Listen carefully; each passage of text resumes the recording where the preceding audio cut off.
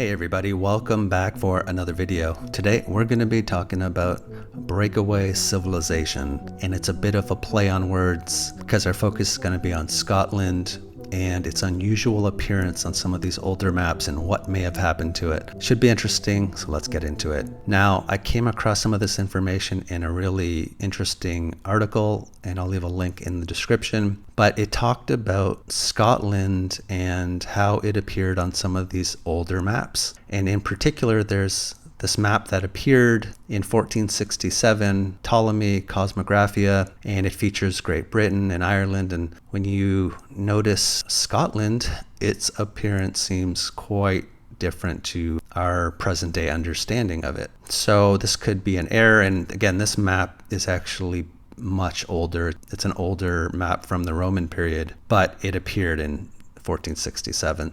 So there could be error involved, but there are some interesting points brought up in this article that I want to touch on some of them because they sort of tie into some of my research actually. And the first point I want to make, we'll touch on it here in a second, but this map, versions of this map were reproduced, and here's another reproduction from 1520, slightly different. Again, the same unusual appearance for Scotland. Just with my own research, did what we call the Roman Empire, did it gradually decline, or was there an apocalypse that sealed its fate? I think there was an apocalypse. I touch upon this all the time. We're told the Western Roman Empire fell gradually over the space of around 100 years or so. But when you actually look at all the damage, all the buried bathhouses and Roman villas, it appears to me there was a major destructive event. And you can even look in different places around the world and what actually happened with the Maya and their civilization and the Olmec civilization, all these buried giant heads. And there were dynasties in India that are buried, and they all seem to blink out around the same time. So I think there might be a common theme here. So I think that's an interesting element to this, because I think something really bad happened during the Roman period, and it might have altered the landscape and the way certain landforms looked. So that's one point. Now the second thing I want to touch on is, why are there straight lines running through Scotland? And it just so happens there are a lot of these massive faults, especially in Scotland, fault lines running through Scotland, including this one pictured here, the Great Glen Fault.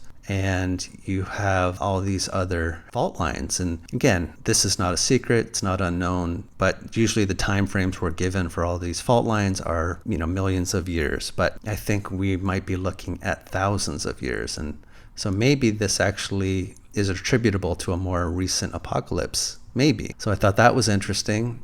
So that's the second point. Third point, when you look at this older map, and here's Scotland, turns out there used to be something here at one point in the past, and that is a region known as Doggerland. The UK used to be attached to mainland Europe thousands of years ago. The landmass that made the connection is called Doggerland. That land is now underwater. And this landmass, how it used to be thousands of years ago, was above sea level at one point. It was rediscovered, I think, in the 1900s. Largely, the investigation was ramped up in 1931. They have determined that there was indeed this landmass. And what I find interesting is, like, this chunk in particular, you could make a case it lines up in this area here if this was sort of bent on its axis a bit. Again, speculative, but it's just really interesting. There's a sunken landmass that they have verified actually existed at one point thousands of years ago. Now they'll push it out to 7, 8, and 10,000 years ago, but maybe something happened more recently. So 3 interesting points. I just wanted to touch on them.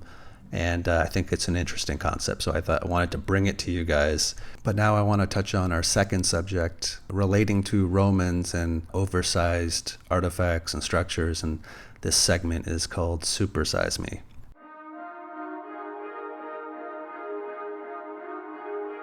Now, the Romans loved their giant statues, and this is one of them. The Colossus of Constantine the Great, and they only have pieces of it. I believe it's been reconstructed. A replica has been reconstructed of it. But this, we are told, is from the early 4th century, and it does depict the Roman Emperor Constantine the Great. And just this foot even, just to give you some more scale of it, including the window, but just a person standing next to it. So a massive statue.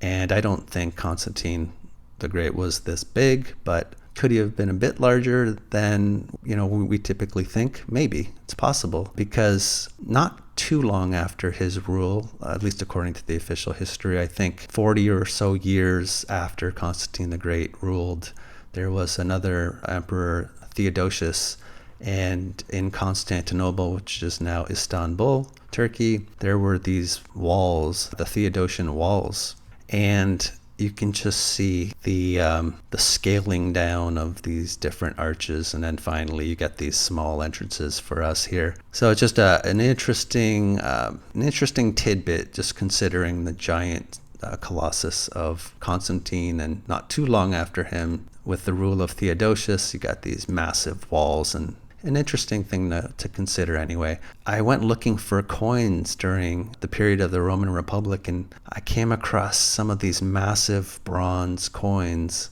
these heavy bronze coins, and they are just completely, at least they appear to be oversized, but you can just see how big they truly are. And yeah, just bronze, seemingly oversized, and we're told they were produced largely in the 3rd century BC, I believe, in central Italy. And here's, I believe, another one of them in proportion to some of these other smaller coins. So I just wanted to introduce that. And speaking of Roman revival architecture, we go the Palace of Fine Arts in San Francisco. It is also seemingly oversized, 162 feet high, the open rotunda, and it drew its inspiration from the Temple of Minerva Medici in Rome. So a lot of this architecture that people are calling Tartarian does seem to point to a revival of Greek and Roman mythology and deities, it seems like. But there's actually a lot of interesting photos that seem to show the demolition and construction of a new Palace of Fine Arts. But I do find this very questionable, and we're told that it wasn't intended to last, but it ended up lasting almost 50 years, and then they reconstructed it largely in the 1960s, and they've reconstructed it to look almost identical to what it previously looked like. So I have a lot of questions about the Palace of Fine Arts, even though there are some fairly convincing photos and there's even a video. But the fact they decided to rebuild it to look almost identical to what it was, and it still looks old, I guess I just have questions about it. But another thing of interest with the Palace of Fine Arts is it seems to have these swastikas. And I know this one is different from the World War II one in Germany. It's not tilted, but the forks are going to the right. So I know it doesn't have the same meaning, but a lot of structures we're told anyway, taken down because of the symbol on them. But in this instance, we're told that they rebuilt, so that it was constructed before that symbol, was misappropriated. But then they rebuild it, according to the narrative. They rebuild it in the 60s, 70s. It gets rebuilt, and they decide to keep these symbols on there with all the backlash. So that's just seems like something potentially out of place with that.